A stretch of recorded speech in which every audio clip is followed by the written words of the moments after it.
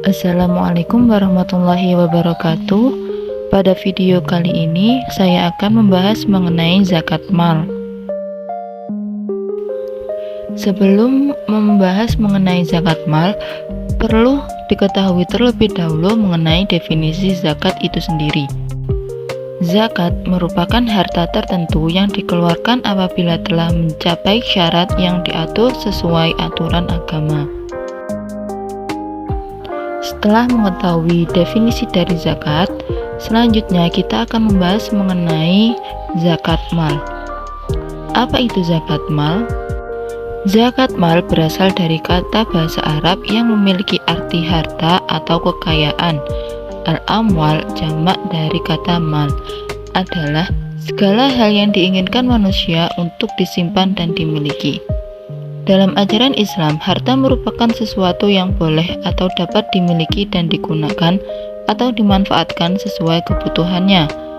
Oleh karena itu, dalam pengertiannya, zakat mal berarti zakat yang dikenakan atas segala jenis harta, yang secara zat maupun substansi perolehannya tidak bertentangan dengan ketentuan agama.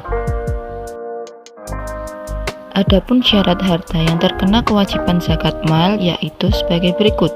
Yang pertama, kepemilikan penuh. Yang kedua, harta halal dan diperoleh secara halal. Yang ketiga, harta yang dapat berkembang atau diproduktifkan atau dimanfaatkan. Yang keempat, mencukupi nisab. Yang kelima, bebas dari hutang. Yang keenam, mencapai haul.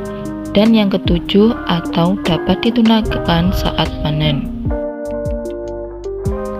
Sebagaimana yang dijelaskan oleh Syekh Dr. Yusuf Al-Qardawi dalam kitabnya Fiqh Az-Zakah, zakat mal meliputi yang pertama, zakat simpanan emas, perak, dan barang berharga lainnya. Yang kedua, zakat atas aset perdagangan. Yang ketiga, zakat atas hewan ternak. Yang keempat, zakat atas hasil pertanian. Yang kelima, zakat atas hasil olahan tanaman dan hewan. Yang keenam, zakat atas hasil tambang dan tangkapan laut. Yang ketujuh, zakat atas hasil penyewaan aset. Yang kedelapan, zakat atas hasil jasa profesi. Dan yang kesembilan, zakat atas hasil saham dan obligasi. Adapun orang yang berhak menerima zakat digolongkan menjadi 8 golongan. Yang pertama, orang fakir. Yang kedua, orang miskin. Yang ketiga, amil zakat. Yang keempat, mu'alaf. Yang kelima, riqab atau budak. Yang keenam, orang yang berhutang. Yang ketujuh, orang yang jihad fisabilillah. Dan yang kedelapan, ibnu sabil. Pembahasan selanjutnya mengenai perhitungan zakat mal. Yang pertama, perhitungan zakat emas dan barang berharga lain. Untuk nisab dengan emas, Basnas telah menetapkan batasan jumlah hartanya, yakni untuk emas seharga 20 dinar atau sebesar 4,25 gram per 1 dinar, maka nisab emas tersebut adalah 20 dikali 4,25 gram, sehingga nisab dari emas adalah 85 gram. Untuk barang lain seperti uang, diakumulasikan dan dinisabkan seperti nisab emas, yakni 85 gram. Kemudian untuk zakat perak, untuk nisab dengan perak ditetapkan sebesar 200 dirham atau sama dengan 2,975 gram per 1 dirhamnya. Sehingga nisab perak dihitung dengan cara 200 dikali 2,975 gram sama dengan 595 gram.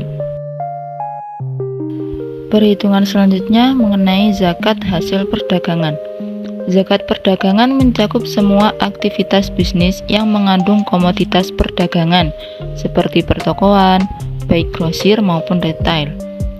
Dengan rumus perhitungan zakatnya, yakni zakat perdagangan sama dengan modal ditambah aktiva lancar dikurangi utang modal dikali 2,5%. Untuk perhitungan hasil pertanian, nisab hasil pertanian adalah 5 wasok atau setara dengan 1350 kg gabah atau 750 kg beras. Haulnya tiap panen.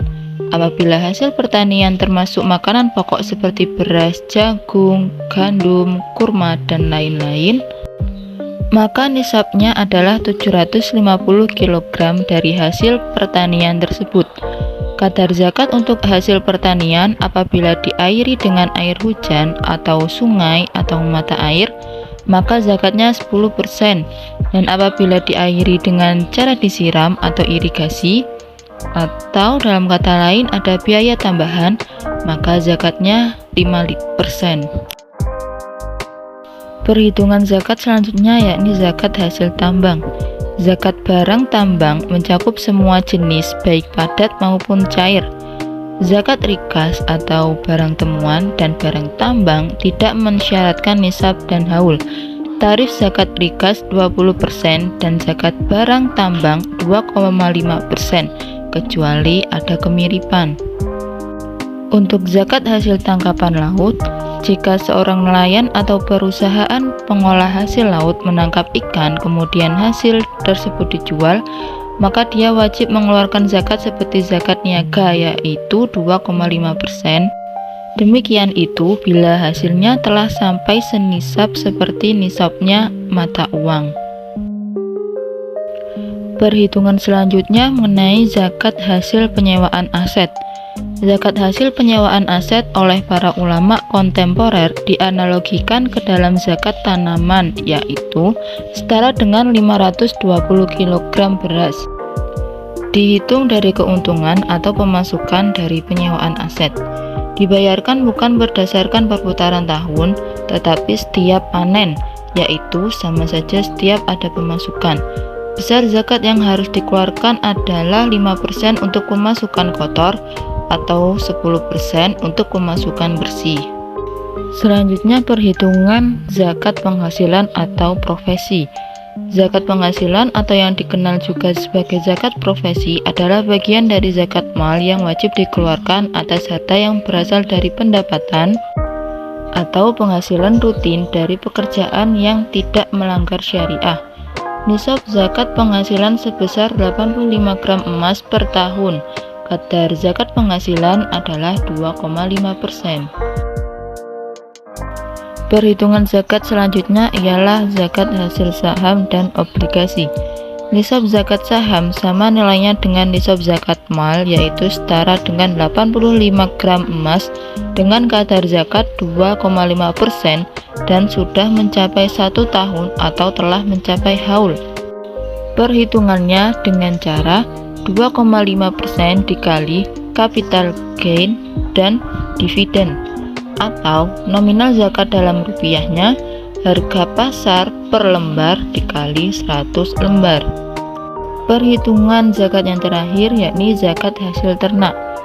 Mengenai zakat pada kambing yang digembalakan atau diternakkan, jika telah mencapai 40-120 ekor dikenai zakat 1 ekor kambing. Berdasarkan mafhum sifat, dapat dipahami bahwa jika hewan ternak bukan sebagai shaimah, maka tidak ada kewajiban zakat dengan 1 ekor kambing. Unta dan sapi dikiaskan dengan kambing. Setelah mengetahui perhitungan dari beberapa zakat mal, selanjutnya kita perlu mengetahui niat dari zakat mal. Niat zakat mal sendiri berbunyi, nawaitu an ukhrija zakatal mali fardhon lillahi ta'ala, yang artinya saya berniat mengeluarkan zakat hartaku karena Allah Ta'ala.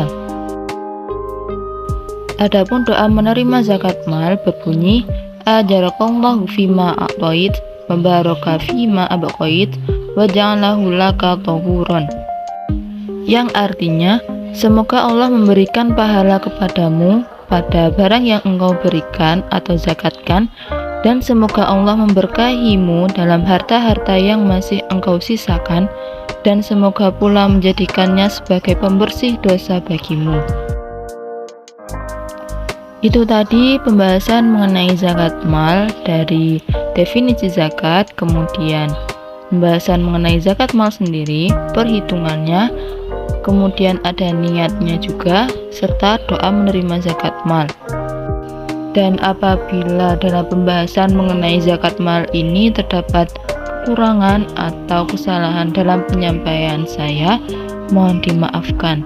Sekian dari saya. Wassalamualaikum warahmatullahi wabarakatuh.